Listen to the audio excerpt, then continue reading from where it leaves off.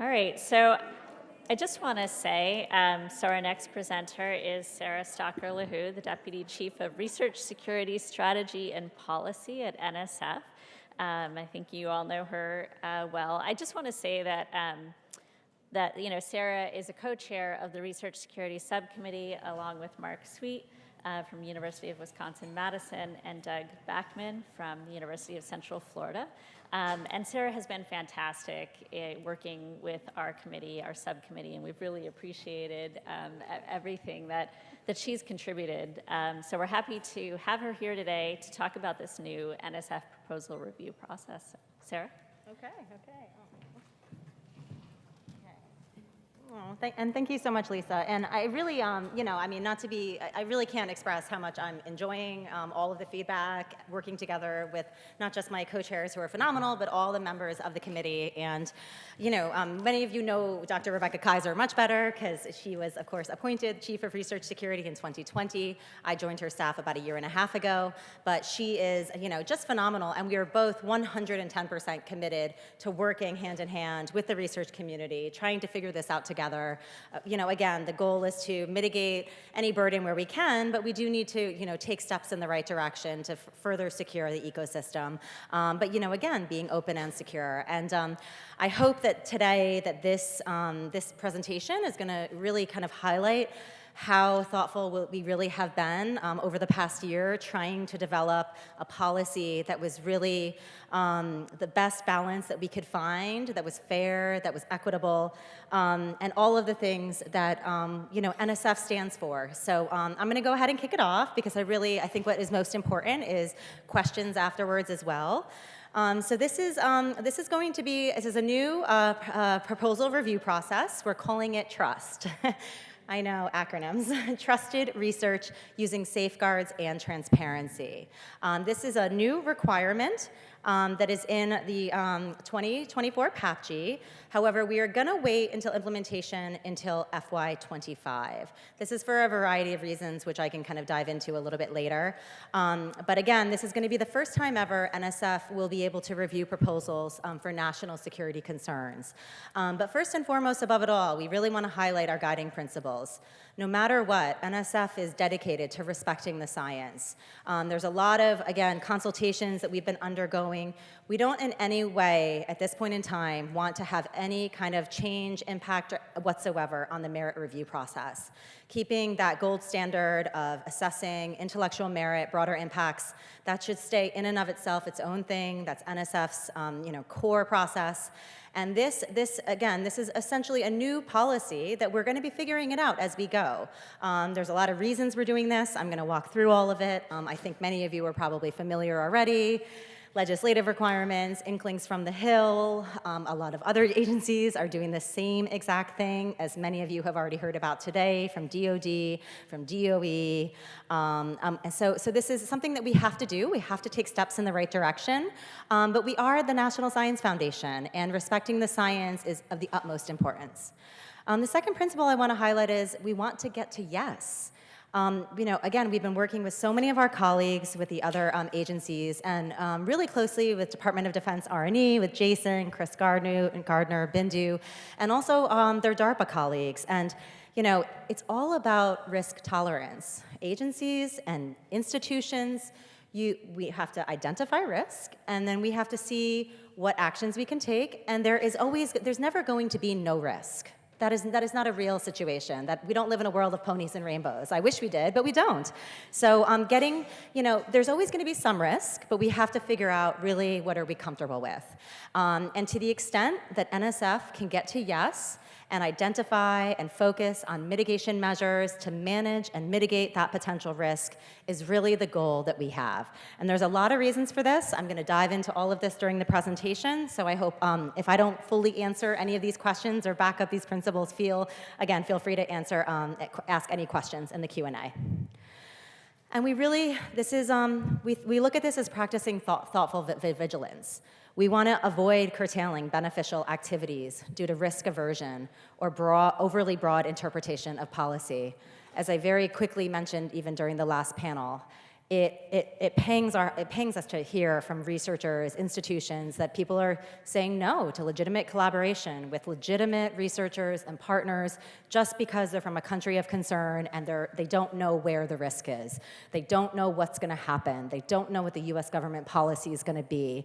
And I think I speak on behalf of NSF, but I think I speak on behalf of all the agencies. We don't want that for anybody. We want to be clear. We want to draw those lines in the sand for all of you, because we do want you, as that last research security training module said, we want principled international collaboration. It is what keeps us at the top of the top, this country at the best of the best, attracting the best talent, bringing the most brilliant minds together.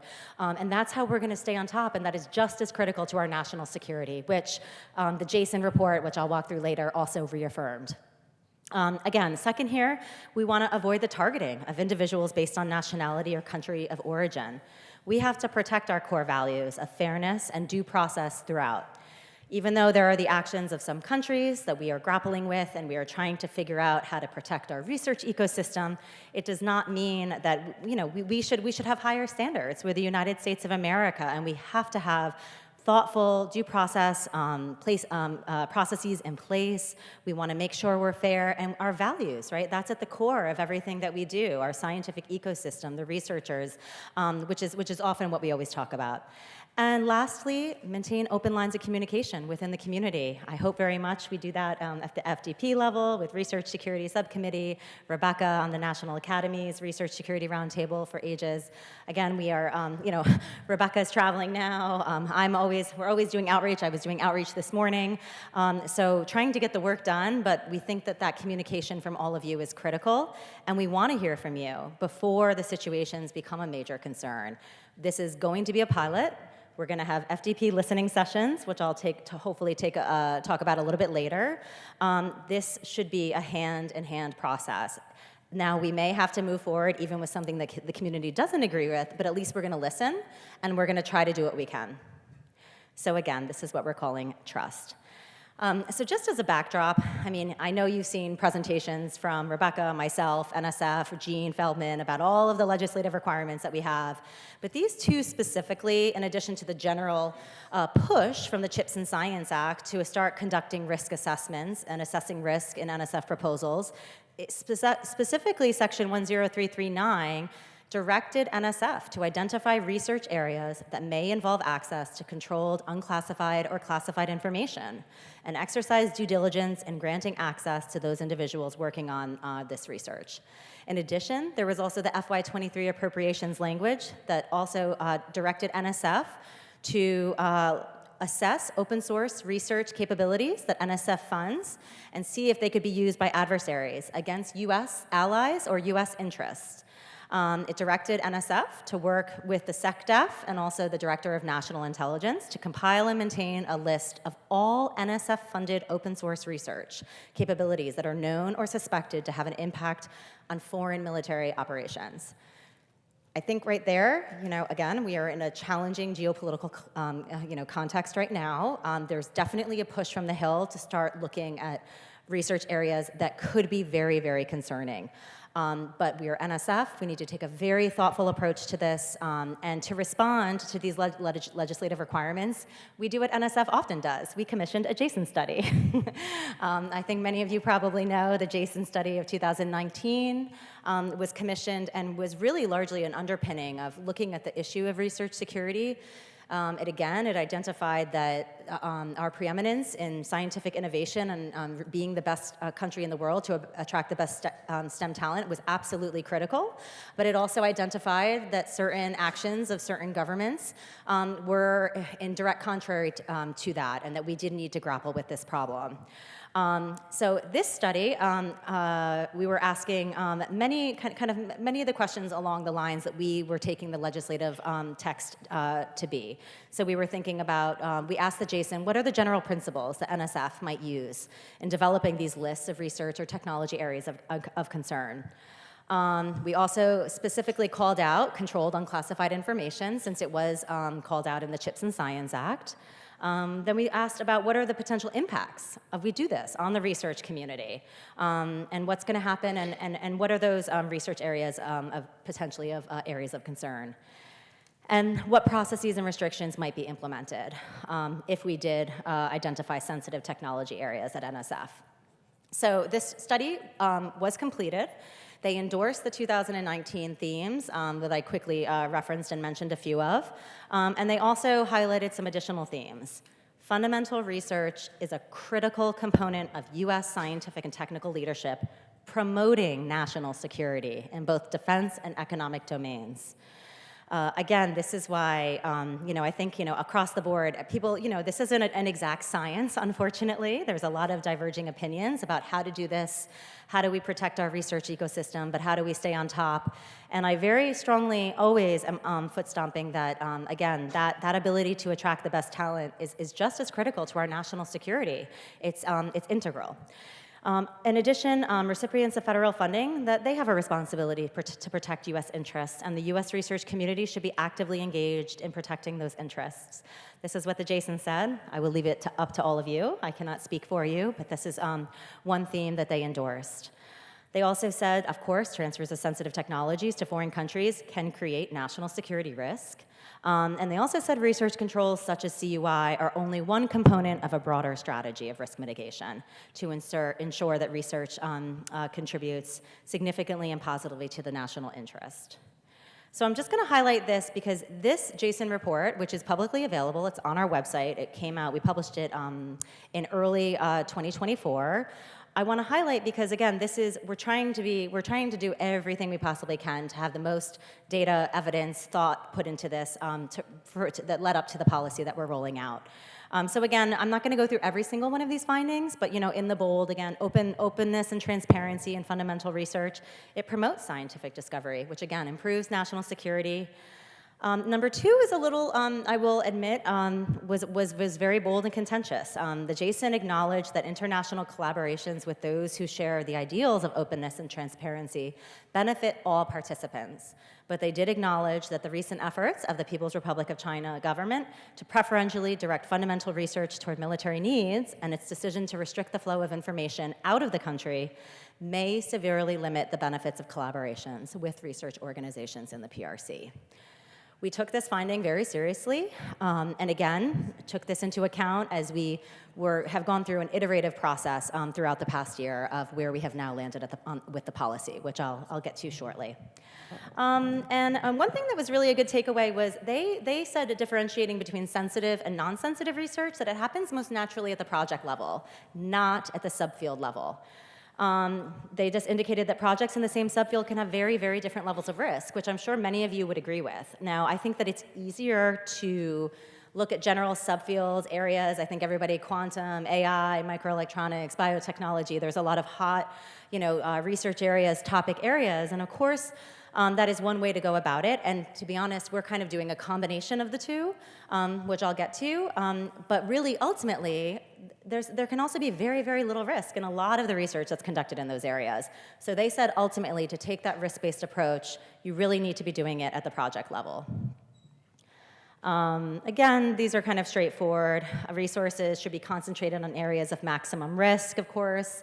And this is what we're trying to do as well, as I'll talk about the pilot, what we're focusing on, and then the other key technology areas that will lead down the road.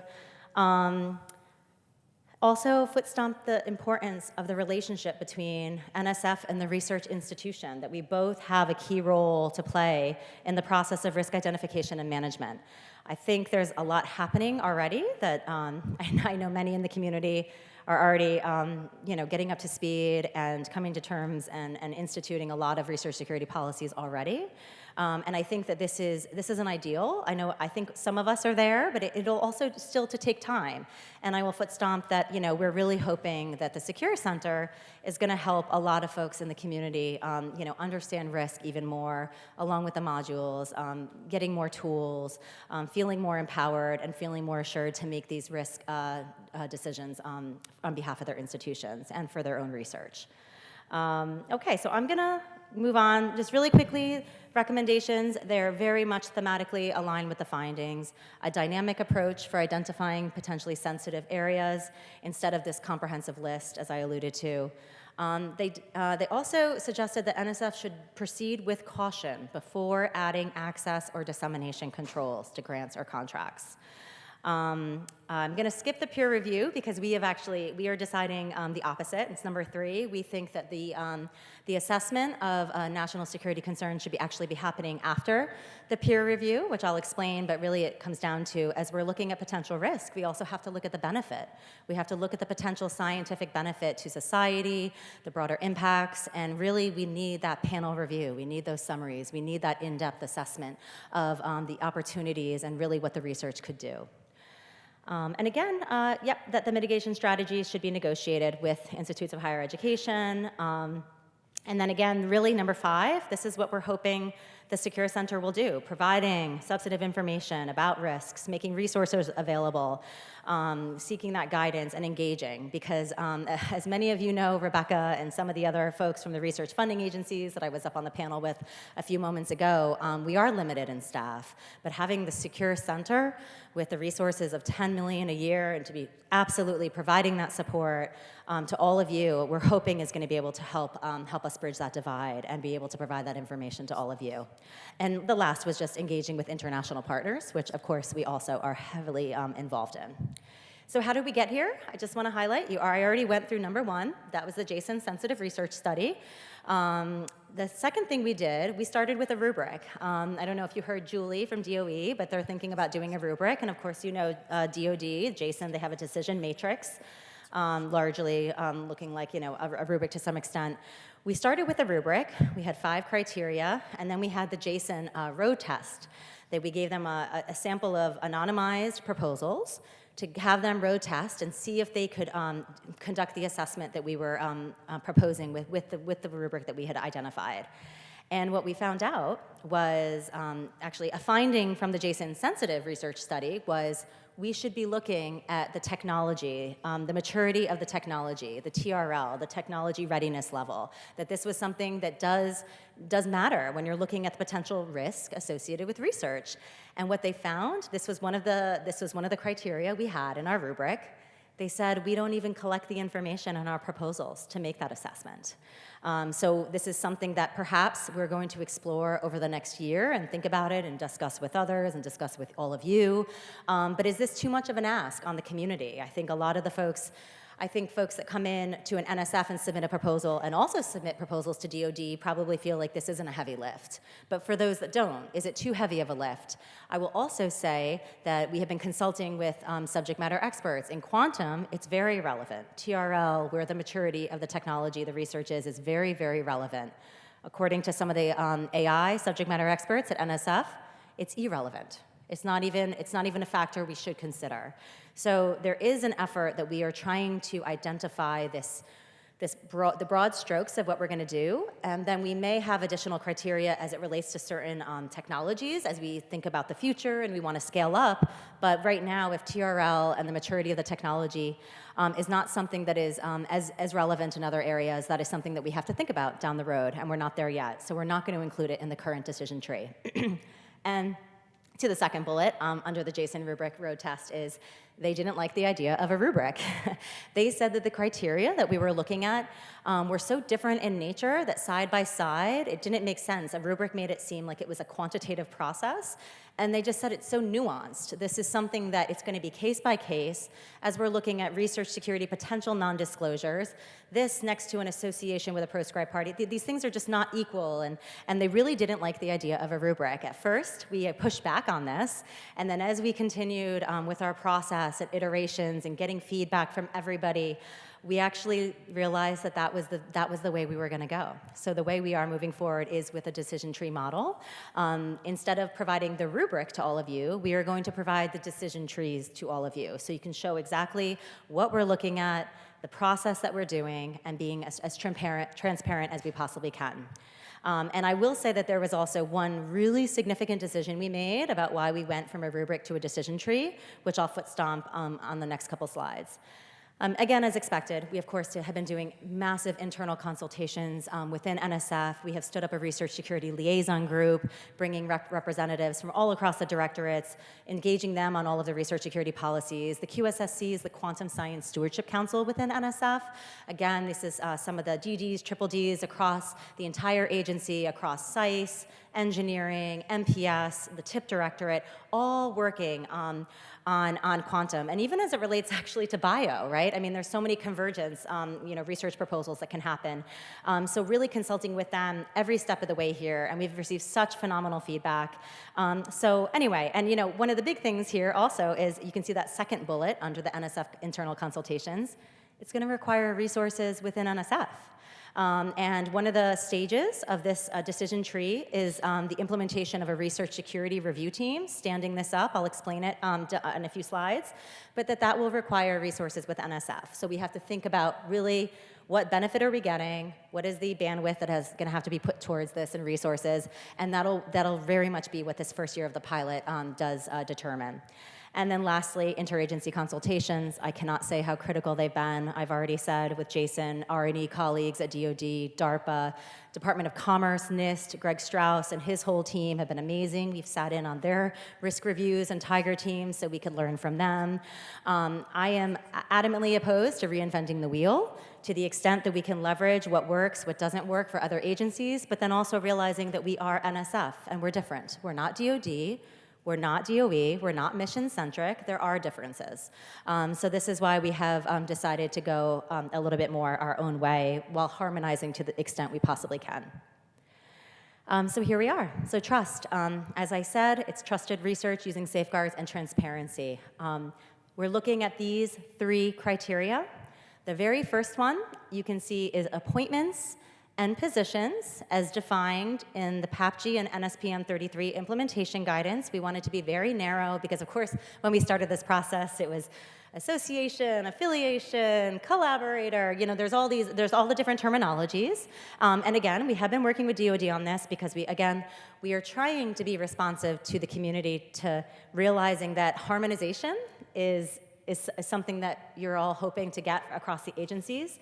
But then it's hard because if we completely and perfectly harmonize, are we going too far for NSF? We're curiosity-driven research. Perhaps sometimes there will be overlap with a DoD proposal, and there may be a national security concern. But really, according to the Jason, they think that it's going to be a very, very low number that are going to really have a significant national security application. So we did want to take a nuanced approach while being mindful of any way we can harmonize with the other agencies, that's our goal. So I do want to highlight one thing, and this is, so there's a few different lists we're looking at for the appointments and positions with proscribed parties. We're only using the lists that the DoD matrix that refers to. We're not going beyond the U.S.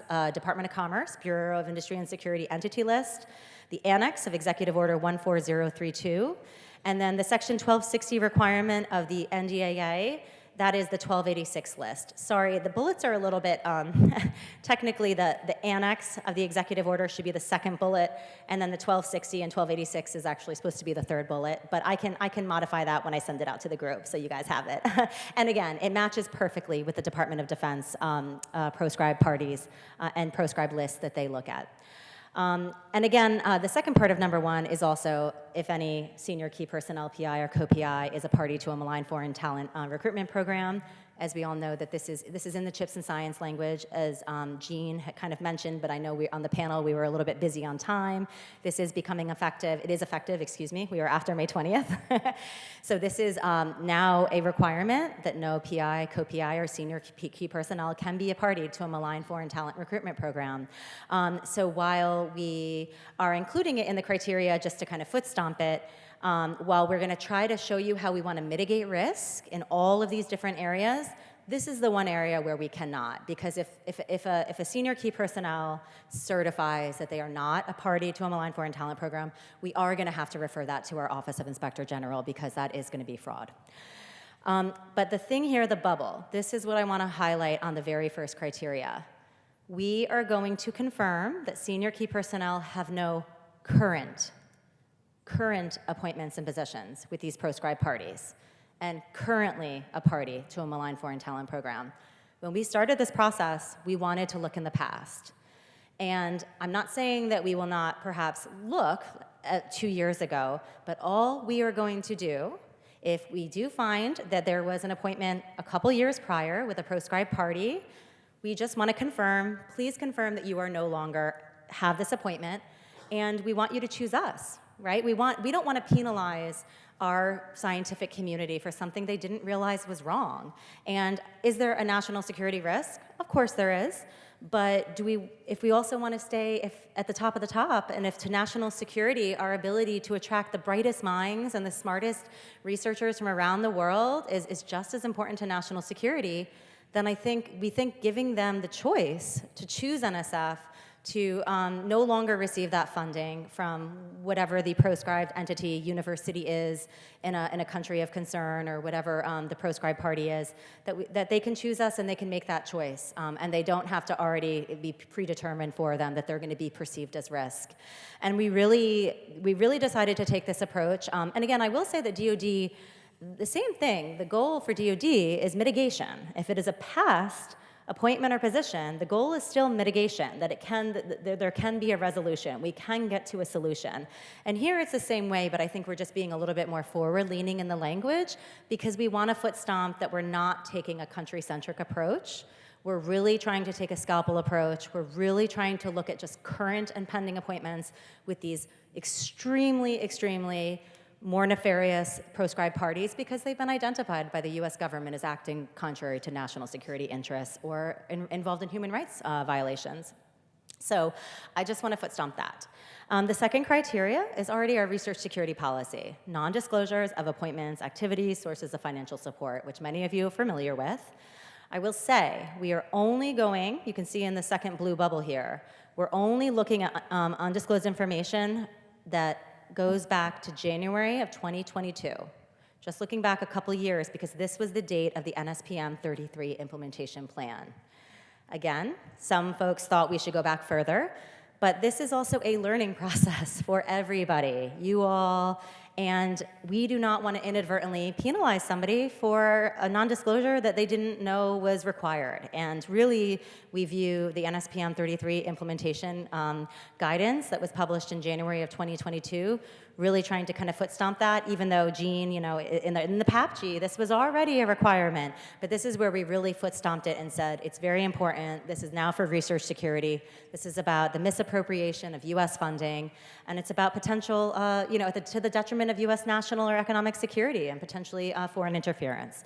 So we felt like that was the most fair way to approach this.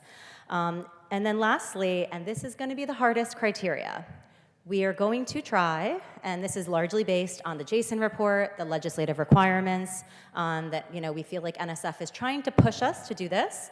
And this is why we actually think this will be a pilot within a pilot. Oh gosh, I know, I'm sorry, I apologize for saying that.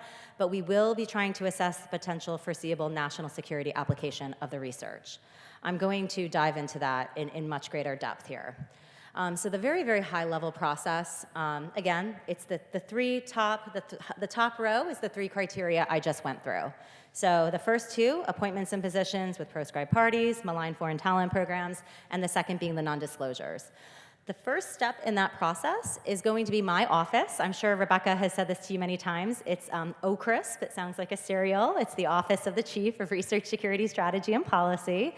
Our office will be conducting those analytics, looking at open source information, publicly available information in scientific journals to see, okay, was all senior key personnel, did they disclose everything as we requested? And then later on in the process, we look at, was it likely a mistake? Do we think that it was an intentional obfuscation? And then, of course, we'll ultimately, you'll see in that last row, we'll be working with the institution to get to the bottom of that and try to figure out, and make the distinction between a mistake and an intentional obfuscation. And then the second stage of that review process is the research security review team. I'm going to hold for one moment. I'm going to go to the last criteria, as you know, national security application of the research. We're doing this in a two-pronged manner. The Jason recommended that we do conduct this assessment at the project level, that we don't just take this technology-centric approach that every single AI proposal or every single quantum sensing proposal within QIST, So what we're going to do is two-pronged, because I'm sure many of you know, NSF receives 45,000 proposals a year. And let me tell you, I can point to the people in my office, and this is more than half of my office, Dan, Alexa, and Shauna right here, who have been helping me work on this process. We don't have enough staff yet. We're still hiring staff, and 45,000 proposals is in no way, shape, or form going to be possible for us to review. So the goal will be looking in this pilot phase for FY25, just looking at quantum information science and technology proposals, quantum-related proposals. So that 45,000 number gets to about 2,000, 2,500. Still, my office is not going to review 2,500 proposals a year. It's too much in a pilot phase. We don't have the resources. And as I will walk through, this is an entirely new process for the National Science Foundation. We're going to have to educate staff. We've already been educating staff, but still, it's going to be a new review process. And this is going to affect the timing. I'll explain that in a little bit. So we have to get that number down further. So from about that 2,000, 2,500 number, we're going to use a combination of keywords of sensitive, potentially sensitive technology areas within QIST, developed by our subject matter experts in NSF, also working in coordination with the Department of Defense, looking at their keywords. And then also we're going to work with our own staff. We're going to work with the Quantum Stewardship Council within NSF and say, what are the programs that you're going to be funding this year? What does it look like? Are there any areas of concern that you think we should review those programs versus not? So through that, we're hoping to scope down that number to about 700.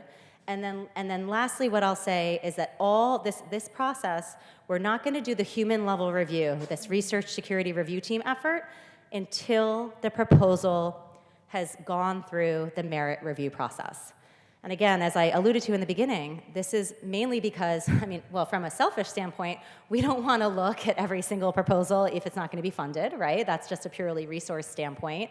But also, we cannot conduct the analysis because we need to look at the broader impacts. We need to look at the potential benefit to society. And if it hasn't gone through that merit review process, we don't yet have that information. And getting the expertise of the panel review members and the panel summaries and really looking at that in combination with whatever we have identified as potential risk, we need both to come to our assessment.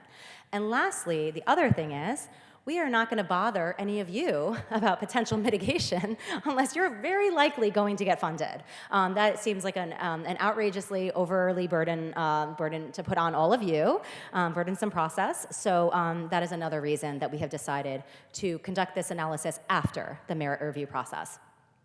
So this research security review team, we're going to look at the potential risks, and we're going to come up with potential mitigation. But ultimately, that last row, OCRISP, our office, is going to work hand in hand with the institution, whoever is, whether that may be the VPR or whoever is the point at the institution, and work together with the institution to develop a mitigation plan. We'll leave it to the institution, of course, who they want to bring in from the team, the PI or not. That is at the discretion of the IHE. We will not be involved in that.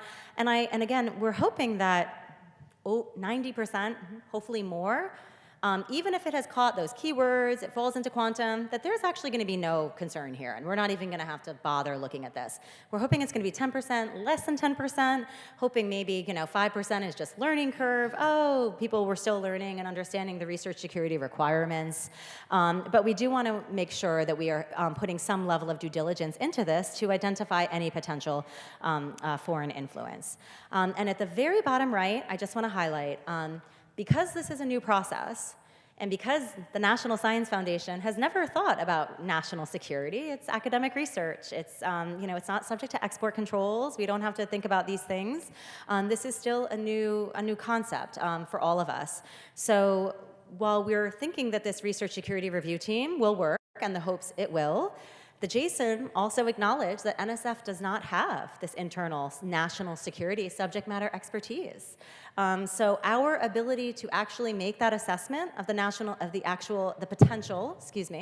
potential foreseeable national security application of the research, we don't know how that works yet. We don't know if we can comfortably do that even with the subject matter experts that I'll walk you through. So we are reserving this possibility of having an external US government consultation through the Office of the Director of National Intelligence to bring forward whoever the best subject matter expert is in the research area of quantum, of course, in this case, for the first year of the pilot, to help us walk through that process.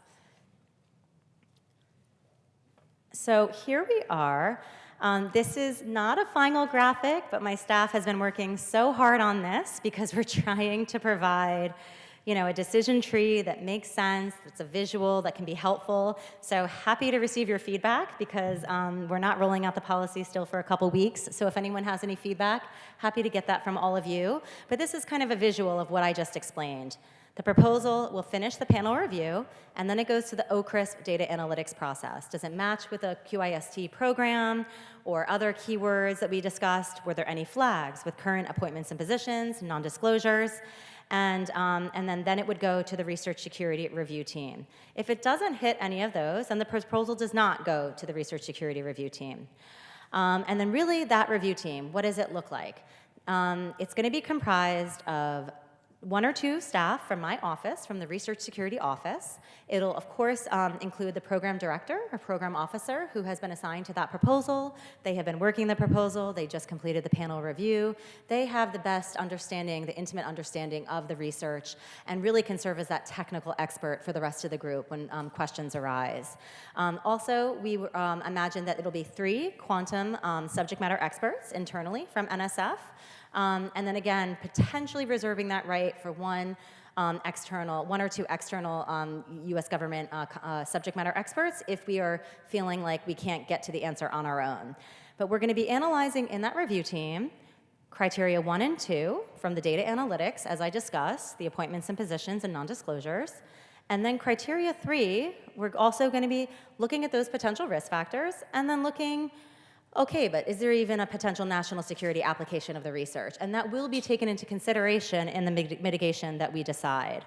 And again, are we looking, is mitigation possible? And the goal, as I said to you, is yes, because we do want to make sure that, that we can get to yes as much as we can. And we acknowledge that we'll have to see how this goes. I'm sure we'll be consulting with DoD a lot every step of the way. No, just joking. Although DARPA did say he was okay with that, and NIST. It's great. Our government partners have been very, very supportive. They understand that this is a new process for NSF. So everyone is really has been very supportive of helping us in this process. But again, that last level is we are going to be working with the research organization, with all of you, to begin dialogue on a potential mitigation plan, if relevant. Again, hoping 90% of these, oh yeah, I don't think I told you the final number that we're hoping for. So 45,000, 2,500 quantum, getting that number down to 700 using keywords and program areas within quantum. And then post-merit review, we're hoping that number is going to be about 200. So 200 proposals out of 45,000. It's actually still a lot for us, but it's a first year, it's a pilot, and it's what we're aiming for. But again, 200 is a much, much easier number to grapple with, again, than 2,500 quantum proposals. And I mentioned that because we're hoping in 90% of those cases, of those 200 proposals, that we don't even need to, nobody will be hearing from us, and maybe, hopefully much more, but we don't know what we don't know, so we can't say that for sure. But again, hopefully in less than 10% of those cases, actually working with the institution to see if any mitigation does need to happen or not. And then perhaps we will do the mitigation plan. I think that's what we're planning on, working very closely with other research security subcommittee members, because I know there's a lot of discussion on mitigation plans already for other U.S. government agencies and trying to figure out how we can leverage possible mitigation templates. Can we not? I mean, there's a lot of work to be done, but I think we have time over the next year to kind of figure this out. But that would really be the research security process and the assessment. So just to highlight again, the Research Security Review Team, what we're thinking, and this is going to really be the pilot within the pilot, because we don't know if we're going to be able to assess the national security application of the research. But if this does prove successful, the Research Security Review Team will be comprised of the program officer, program director, as I said, 3 quantum subject matter experts, 1 or 2 staff from my office, and then again, in this pilot phase, potentially a U.S. government quantum expert and national security expert. And I want to highlight that Jason also recommended this, acknowledging that NSF did not have this internal expertise, that this was something that we may need to consider. I will say also that, and Jean, correct me if I'm wrong, but we already have the, we have the opportunity to do expert consultations in our process. This doesn't, isn't so far away from what can happen already. And I will say we are also considering the idea of maybe doing a contract. Again, this kind of depends on budget and money, but if we did a contract with specifically experts like the Jason, that come from the scientific community, but understand the nexus with national security, then we could have them consult in this process and give us a bit more guidance in this process. So that's another option we are also considering. But right now, we just don't know if NSF staff will be able to do it all on our own.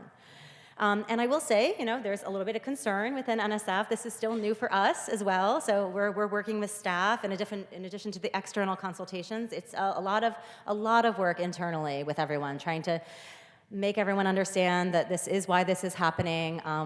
We'd rather have the option to keep funding all of this and make these decisions. Otherwise, perhaps, down the road, it is possible that it could just be taken away. So we want to be thoughtful. We want to implement something and see how it works. And this decision, I will say that if we do involve an external representative on this review team, they will only be an observer. They will not be a decision maker. They'll just be there to kind of help facilitate the conversation and help guide us. And then the decision will be a consensus between the actual NSF members of the Research Security Review Team. And here are some of the questions. There are very rigid national security rubrics that you can use. But that didn't feel quite natural for National Science Foundation. I also consulted with the Jason on this after the fact, and they really strongly agreed, in addition to other agencies, that really taking a little bit more of a softer approach. But some of the questions that the Jason actually recommended in the sensitive technology study was, what are the national security aspects, and are they important enough to override the societal benefits of non-national security applications? As we all know, basic research, it's curiosity-driven. If it's so, is the technology and research really sufficient and unique enough for the national security use case in mind? If it's so early in the research and it could have this potential national security application, but could also have 5 other wonderful benefits to society, that is something that we have to take in consideration, because in no way, shape, or form do we want to stifle that. That is how we remain the top of the top. So we really are taking that very seriously. What are the goals of the project? Do certain mitigation measures on the project confer a meaningful advantage to the United States? What I mean when I say this, and this is all right out of the Jason report, and I'm very happy because I actually, this resonates with me personally about how I look at this, because I think it's very important to look at where the United States is in that research field. Do we have an advantage, or are we really not the leader? And the Jason suggests that if the US has a definite advantage in this research area, then mitigation does make sense, and because we can endure a burden of additional protections without negatively impacting the country's relative position. I will even caveat that is still a very general statement, and I just will say that NSF is still going to take even a much more nuanced approach than just that blanket statement. But I put it there because I really want to highlight the second and third bullet, which are, if we, as the United States, are neck and neck with, and we have to consider whether imposing the burden of any kind of security restrictions on US researchers might actually slow the pace of US innovation relative to foreign competitors.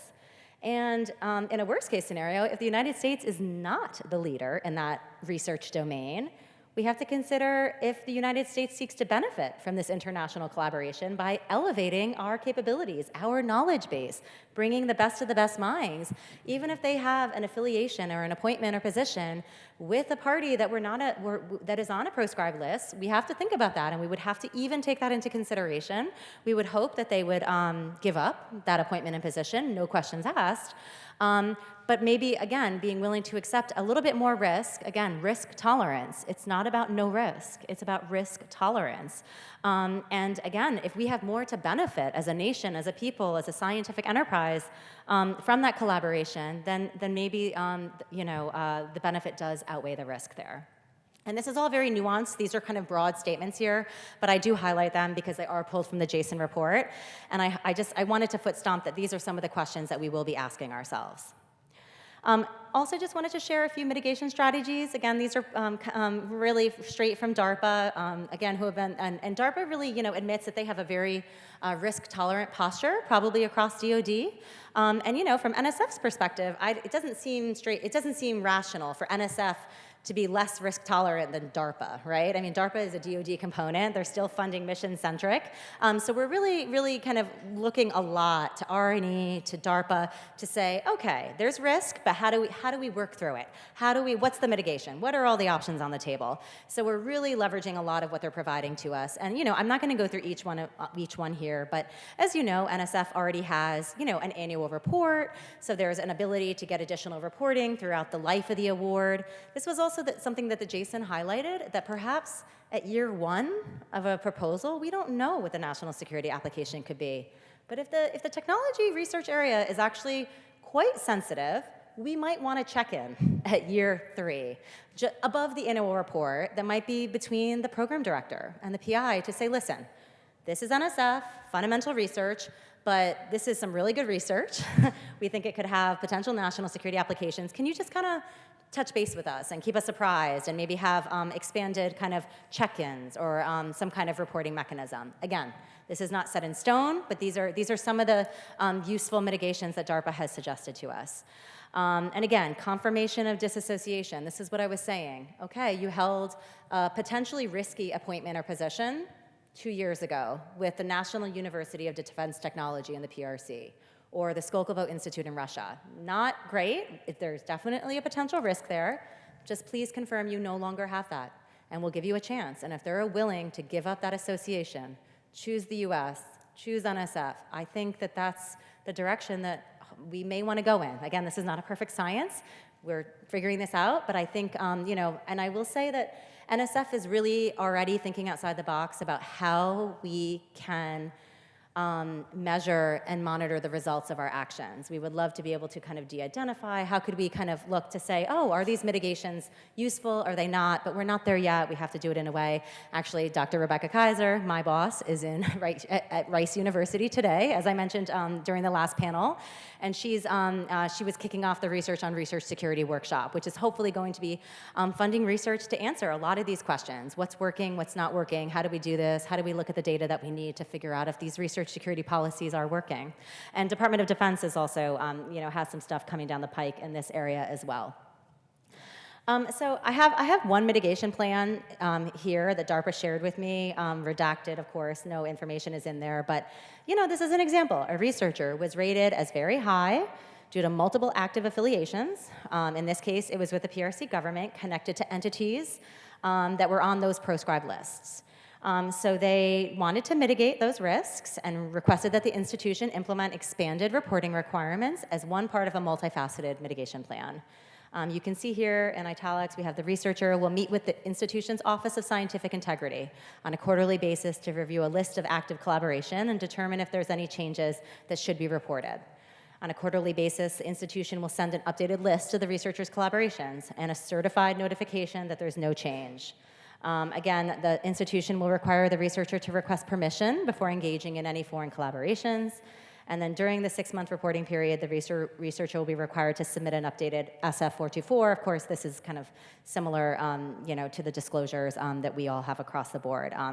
So, again, there is risk, but we are going to, I think, extend an olive branch and hope, okay, you have a choice to choose the U.S. government and choose our funding and no longer receive funding from those proscribed parties. And hopefully we're giving them the benefit of the doubt, and hopefully we all benefit from it and we foster more scientific collaboration among us. So it will be, this will be a phased approach. Phase 1, really, just looking at the quantum proposals, as I already said. There's going to be a lot to assess from the pilot program. It's going to be an iterative process, not only internally with NSF, but with all of you. And we're going to see what works and what doesn't. If this new kind of, we're calling it the Tiger team, but it's the Research Security Review Team effort. Can we really make that assessment of the national security application of the research or not? If the answer is we can't, then that will be the answer, and we'll figure out another way to go about it and another way to peel the onion. Again, as the legislative requirements said, technically we are directed to work with the Secretary of Defense and the Office of Director of National Intelligence to look at these open source areas. I mean, we can staff it out to ask help from DoD and ODNI if that's what we have to do. It would be great, we think, to be able to do this internally within NSF and take these steps forward in the right direction, and that is what we're hoping for. Phase 2, as I mentioned, it may require PACG changes down the road with the help of our glorious Gene Feldman, because we really just might not be getting some information that really is valuable to making this assessment, whether that is the maturity of the technology, whether there's a different way to do it. We're going to have to walk that line over the next few months and the next year as well. And if everything is successful, there is a possibility, again, contingent on funding, budgets, et cetera, that we could scale up and look at other chips and science key technology areas. What we imagine it might be would be perhaps microelectronics, maybe biotech, AI. Of course, that's not set in stone. Some people like to say that AI is like electricity, it's everywhere. So how are we possibly going to look at all the AI proposals? And we don't know the answer yet. We have to take a lot more have a lot more consultations internally with some of the AI subject matter experts, see what the proposals look like versus quantum, what is applicable, transferable, what can we think about, what is scalable to other tech areas, and what is not. There may be certain things in the pilot of this first year that are not going to be scalable to other areas, and we'll have to take that into consideration. And then lastly, phase 3, maybe it'll be year 3, year 5, we're not exactly sure. But the goal is that NSF staff will have more familiarity with the process, right? This is a new process. There's always going to be a learning curve. And as we all know, there's also an organizational culture curve as well. And one thing that we are, again, as I kind of alluded to with the research security review team process, there's pros and cons of the way that we assess this potential risk. We could staff it out. We could have another agency do it. We could bring in a contract of, again, national security, scientific, scientists that understand the significance and just do it via contract. Or we could try to train NSF staff to be thinking about national security implications. There's different ways we can do this. And while we definitely say we want NSF staff to have a research security culture, that's one thing, no question about. That's straightforward. There's no problem with saying everyone should be honest about their commitments of funding and research and other appointments. But having a national security lens, we're trying to think about it from we don't want to inadvertently deter wonderful proposals and funding that could be groundbreaking and change the world because a program director perceives a potential national security concern and then doesn't want to fund it, right? We just have to admit we're humans in this process. So we're trying to think about every possible pro, con in the implementation process and really be cognizant of all of that. So we'll see. So we'll see how it works. This first year is going to be really wonderful. As I already mentioned, really hoping that perhaps we can do FDP listening sessions. We may be able to do this. We've already been in contact talking to Jason Day from Department of Defense about their matrix, Department of Energy. Julie talked about their forthcoming rubric. They said they were very much amenable to the possibility of doing outreach with the community, see what's working, what's not working, are there unintended consequences, what's not clear, what can we harmonize? Oh, we didn't think about that. Maybe we can try to do something a little bit better in that So I will stop. You've heard a lot from me. My co-chairs, do you guys want to say anything before going over to Q&A? Or Jason, do you want to? I don't know. Well, I guess I'll just, because I don't want to steal Sarah's thunder there, but having developed a process like this, I hope it's apparent how much work NSF has put into that, and not just putting together the process itself, but going out and talking to different agencies and figuring out what's worked, what hasn't worked, and going out and talking to the community. That's just a huge amount of work for a very small team to do, and so I think they should be applauded for that. That's I think that also that they've got a lot of the right notes there of you need to have those technical people involved in those decisions, because we've seen that at DoD sometimes is when technical people aren't involved, things kind of go sideways and it looks kind of funny. So they've got a lot of really good pieces in that approach, and so yeah, just commending them on that. Thank you, Jason. It's very nice. And thank you again to my colleagues in the audience, Dan, Alexa, Shauna. I mean, we are a very small team, so it has been a tremendous lift, but hopefully again, and through the next year, we'll work together. Can you guys, did you hear that or no? Yeah, okay, cool. I should use that though, yeah, thanks. All right, so we have time for some questions. Feel free to step up the microphone. There are some that came in the app. Sarah, are you ready? Oh gosh, I don't know. Am I? Okay. Jean, are you leaving? Or are you No, gonna I come know. up What is this, Gene? No, that was amazing. All right, I'll try. I need to call like a friend here, Gene, my colleagues. Like, you can't Right. leave me hanging here. Gosh. All right, so if NSF finds non-disclosure of appointments as part of the research security review, but the non-disclosure is not research security related, will that researcher still be referred for fraud investigation? Okay. Well, I mean, I guess two different. Okay, how I'm interpreting that is, I mean, again, we are very adamant about making the discerning between a mistake and an obfuscation. However, if it actually does meet the parameter of fraud, waste, or abuse, we would have to send it over to OIG. However, I think if it's a mistake, I would imagine, I mean, I can't speak for OIG, but I would imagine they have a lot on their plates, and I would imagine they would not bother pursuing any kind of just an oversight that was really a mistake, even if it does technically meet that fraud, waste, or abuse. But that ultimately would be an OIG question. But I would imagine, again, Rebecca, myself, we work so closely with OIG. We have a great working relationship. And again, they have so much on their plate, they don't want to be wasting time for that as well. And Jean, yeah, see, go ahead. Looking for something more systemic Yeah, yes. than a one-time mistake. Yeah. Thank you, Jean. You're dismissed. Or you can come up here too, Jean. Come on. But I'll have to put my mask back on. No, I will. So, Sarah, you talked a little bit about the example from DARPA of the mitigation plan.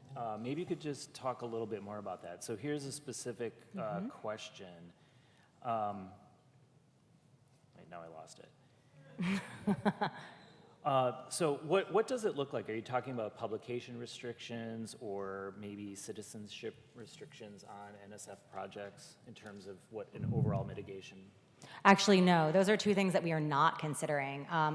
Really, you know, the way that we look at those, and I think this was exactly the confirmation, the conclusion that the Jason report came to. If you are putting limitations on the dissemination of that information or excluding an individual based on citizenship, I think that falls out of the fundamental research carve-out, so therefore would no longer be fundamental research, and this is an area that really NSF does not want to get into. Again, we are in constant discussions with the policy office, with Jean, about all the options that we do have on the table. I mean, you know, I think one thing that we are even considering is if it really was so challenging in some ways, in a most extenuating of circumstance, maybe we would even think about, you know, would it be more appropriate being funded by like Department of Defense or another agency that has a few more like tools in the toolbox? Because just for an example, NSF, you know, Department of Defense, they have a choice. If they perceive any risk, they can say, oh, no fundamental research. Let me do it in a contract. I just want a little bit more control. I can do it in a CUI setting. Oh, wait, I'm just going to classify this. I'm going to do this under one of my classified programs. And or even Department of Energy. Oh, I can just do this in a lab, right? I need a little bit more security, a little bit. NSF doesn't have any of those options, right? So I just want to highlight that. So I think in that case, we would not consider either of those mitigations because it really would not be fundamental research anymore. That would be deemed very sensitive technology according to the Jason, how they have defined it. And in reality, we're looking about just mitigating risk as it relates to potentially sensitive technology areas with those other risk factors, which are much the ones that I provided, not those two. So I think here's a very similar question, and maybe it's just to clarify and Yeah. Put a real sticky pin right in it. So if there's a project that generates CUI, are you going to consider it non-fundamental like DoD does?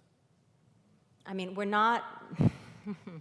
Oh gosh, I don't know. How do I answer this one, Jean? No, I'm joking. I mean, the goal is, I mean, the Jason really did not want to get into, didn't think that NSF should be getting into the CUI realm. Now, it doesn't mean that, I guess, down the road, I mean, because one thing we were even flirting with the idea was, you know, putting in the PAPG, right? That could be a down the road question for proposers. Will you have access to CUI or classified information and or ultimately expect to? So, I mean, down the road, it might be something that NSF may have to navigate, but for the time being, the answer is no. We are not planning on using CUI. If anything, we would be kicking that proposal perhaps to another agency. We really don't know, and we're hoping that that is not going to be the case for NSF, but if it is, we're going to have to be working on that over this pilot. But the plan is no. I might just comment on CUI Yeah. too. I mean, it kind of depends on what the CUI category is, right? Yeah, I mean, yeah. like what CUI category would NSF proposals be generating? Usually for DoD, it's you know, covered technical information, covered defense information. Yeah. And that's usually because we gave you something, and we have to tell you this is the covered defense information, guys. Make sure you protect that stuff. But if you're generating that on your own, like, that's a little strange. There are things that we find that like come up to a line of maybe it's starting to get export control, maybe it's classified, something like that, and we usually work with the PI. But Yeah. I would imagine that NSF Yeah. could use that, do that in the same way. Thank you, Jason. Phew. Now I'll try. Oh, yeah, Jean, here. Oh, One sorry. question. Oh, yeah. In the list of elements for the mitigation plan is a line of information sequestration. What is information sequestration? Yeah, so that is actually, oh, excuse me, that was something specifically a DARPA mitigation, and that is something that we would not be considering at NSF. So I should have highlighted that there were a few mitigations on there that DARPA has provided to us that we're really not considering. Yeah, sorry, thanks. And Jean, do you want to clarify something on the last question? Yeah. Thanks for sticking In terms around. of just a clarity issue, because we said it a few times, in those kind of situations where we found, this isn't maybe not right for us, but it might be more appropriate for our DoD agency, just to be clear, because terminology is important. Yeah, thank you. We would likely ask them to withdraw that proposal and then resubmit to another agency just to formally take it off our books, rather than just say, we're going to just give your proposal to another agency. Yeah. So I just wanted to make that clear. Yeah, no, thank you. Yeah, and that's exactly, like, that is the current process at NSF. That would be the only option on the table that we would have.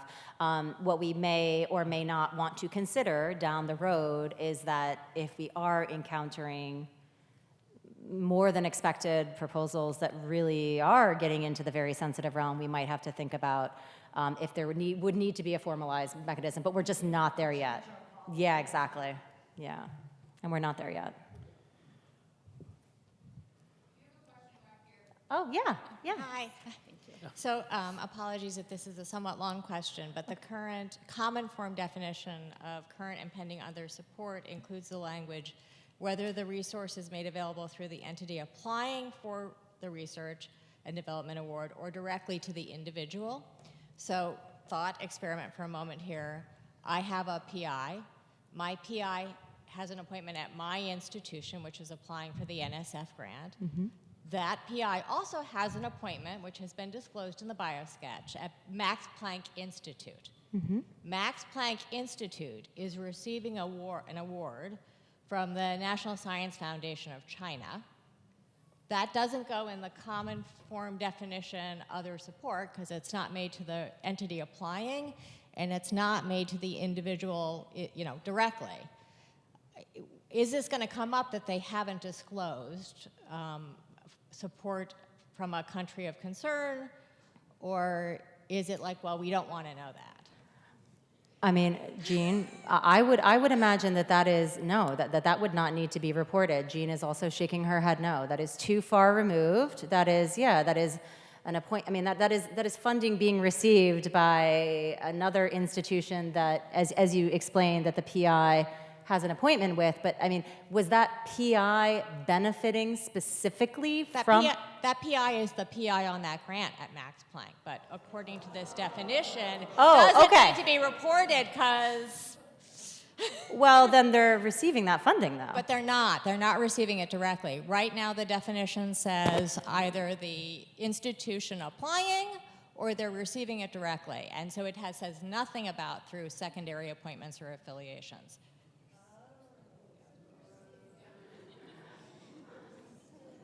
I mean, it sounds like it is a little bit more of a gray area. I would have to, and it would be great actually if you can email that to both. I have reported this and Oh. gotten that it'll be looked at in 3 years. So It'll be what? the next go around in 3 years. Wait, for NSF you mean, or what? Yeah, I did. Yeah. There also might be foreign financial disclosure report implications, though, because it's through an intermediary, and so the institution, but the institution's not getting the money. No, it's the PI. Yeah. This one's complicated. I think we need to discuss this one. Yeah. I mean, it almost feels like it would be carved out, but yeah, it would be good to kind of look at all the specifics. And but if you want to This is a theoretical question. I have very few NSF grants, but yeah. No, I mean, yeah, because I get it. If the funding is not going directly to the PI, but to the foreign institution at which it is receiving that, I mean, yeah, it feels like the better thing to do would be report it, to be honest. But I think for the legal strict interpretation of the language and the requirement, yeah, it probably would fall outside of the parameters. But yeah, we can get back and like provide confirmation on thank that. you. Question, because we're debating this at our table. Yeah. Why would it not be considered like consulting, right? Because they're primary appointments with their institution. They have the secondary appointment. I mean, but it says if it's research. Even though research is defined as one of the 3 categories that should be reported. See, Jean, I'm so glad you didn't leave. Thank you, Joy, for the question. Can I go back to CUI for a minute? Oh, gosh, Yeah. yeah, okay. I know, sorry. Just 2 nuances I want to point out as we sort of continue this conversation. One is that I want to make sure that we're making a distinction between what we are being given that CUI versus what we're producing, as well as a very broad definition of CUI, like I'm thinking FERPA data, which could certainly be used in an NSF project and maybe would never be seen in a DoD project, I believe is still classified as CUI. So there's going to be some different nuances here that I just sort of want to tease out between what is typically funded by NSF versus what is funded by DoD, and how we're going to have to modify mitigation plans and how we navigate the space in a different way, that we're not going to just be able to take DARPA and plunk it into the work that is funded by NSF. Yeah, no, sorry, and definitely agree that all of the useful information, mitigation, not everything will be applicable and we can utilize within NSF, absolutely. So by all means, I did not mean to oversimplify that in that slide in any way, shape, or form. No. I mean, again, the plan is right now is that NSF does not want to consider any of the research that we are producing under CUI, given the categories, given the Jason recommendations, but I don't know, sussing out each little, I mean, we could try to do it here, but I mean, Jason, do you think you could help with this exercise? Well, I guess I'm not looking for an answer now. I'm just thinking with our listening sessions and as we move forward, we're going to have to tease this out in a way that I don't think this community has in the past, because our work that we're funding is a little bit different here. But I want to sort of dovetail that into one of the questions I saw in our Q&A, which is about, I think a number of us are continuing to receive correspondence from NSF that is marked as CUI. Oh, jeez. When I it know. is Okay. not CUI. I know. I'm so sorry. Yeah, I know. We keep. So if you can speak to that. Yep. No, I mean, again, it's not my office that is doing the communication on this, but we're working with the office that is doing the communication on this to have program staff not be marking these emails as CUI, and I'm so sorry. So it's a mistake on our side. Jean, do you want to add? Yeah. So we hear you. We will. I guess we'll just if it's really still happening. Okay. All right. Well, we'll. We used to have this category of FOUO, and we can't say that anymore. And so that's, I think, is what is causing some agencies an issue with it. Fortunately, I work for an agency that's never had any problem with CUI. We always correctly mark everything, and yeah. So, but that's the challenge. I mean, when I haven't cleared a slide, I go, well, what distro do I put on it? I can't put distro A because that's, but it is unclassified. But then what do I do? And so, we have some funny decisions that come out of that sometimes, but we're all sorting it out. But yeah, it's a great idea. I think that we could probably, I mean, if relevant, within a listening session as we're navigating this and as we're thinking about potential mitigations and the fact that controls like CUI are something we are trying to avoid at NSF. Yeah, I think kind of working through some tabletop exercises, listening session, happy to make sure that we put that on the agenda. So yeah. And feel free to email me with any other ideas if you have as well. Okay, thanks.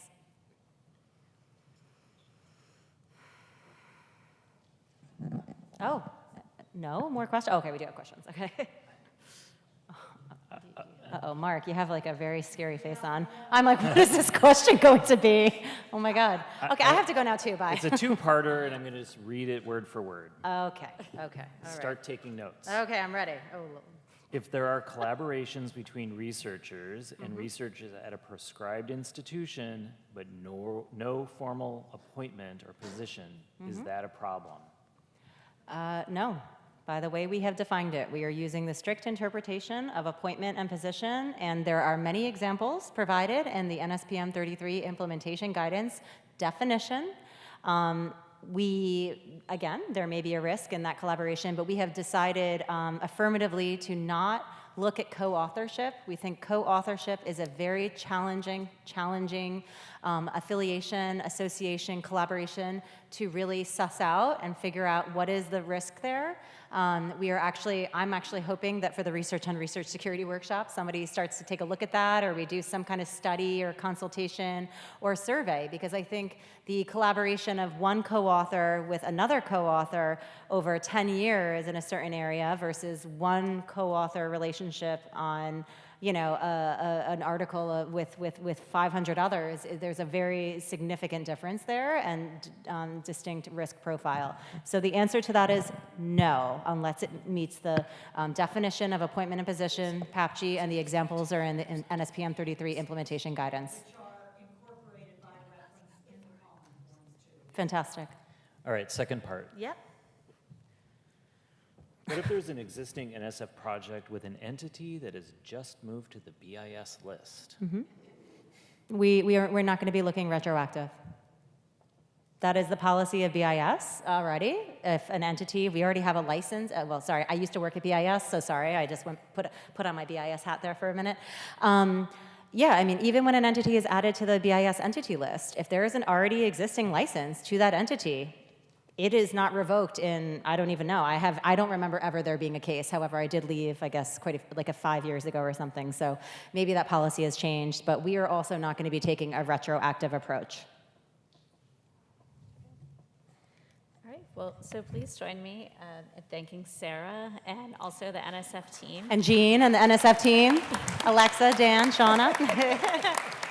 It's a team effort, trust me. We really appreciate the approach that you're taking in terms of engaging the community. It's a very thoughtful approach, engaging your fellow agencies as well. And we also want to thank Jason Day, who is a member of the Research Security Subcommittee, for his engagement as well. And so it's been great working with both Yeah. of you. And Jason is not a Jason. The Jason. And I will say, I mean, thank you to the FDP Research Security Subcommittee. We've had quite a few iterations, even when we were in the very, very nascent stages of a rubric, which I probably shouldn't have shared with you because it was embarrassingly bad. But it doesn't matter because I'm willing to give that up because I want to get feedback from all of you every step of the way. The faster we can get good feedback. So thank you for all that you have provided to us. So thank you.